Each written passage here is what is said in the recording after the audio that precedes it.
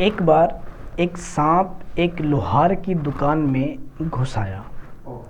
دکان بند تھی، وہ ادھر ادھر کچھ چیزیں تلاش کرنے لگا تو اس کو اس کی پسند کی کوئی چیز نہ ملی۔ اس کے جاتے جاتے راستے میں ایک آری پڑی ہوئی تھی، اس آری کے ساتھ سانپ ٹکرایا تو تھوڑا زخمی ہو گیا۔ اب جب زخمی ہوا تو سانپ کو شدید غصہ آیا، اس نے غصے کے عالم میں جھپٹ کر اس آری پر وار کر دیا۔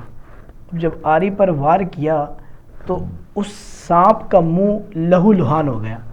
اب سانپ کی دوسری ایک فطرت ہے، یا تو وہ ڈنک مارتا ہے یا کسی بھی چیز کے گرد لپٹ کر اس کو دباتا ہے اور دبا کر اس کا سانس گھونٹ کر اس کو مارنے کی کوشش کرتا ہے۔ تو اپنی دوسری عادت کے مطابق اس نے اس آری کے گرد اپنے آپ کو لپیٹا اور لپیٹ کر اس کو دبا کر اس کا سانس گھونٹنے کی کوشش کی، لیکن وہ تو آری تھی۔ اس نے کیا کیا کہ وہ سانپ کے جسم میں پیوست ہو گئی اور سانپ جو ہے وہ مر گیا۔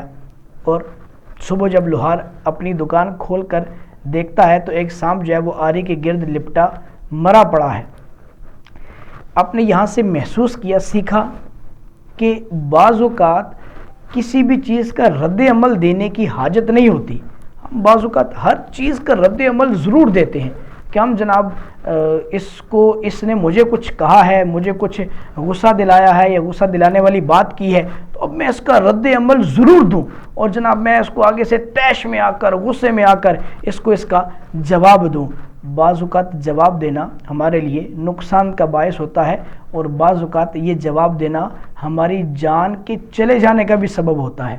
اس لیے غصے کو برداشت کیجئے، یاد رکھیے سب سے بڑی قوت برداشت ہے۔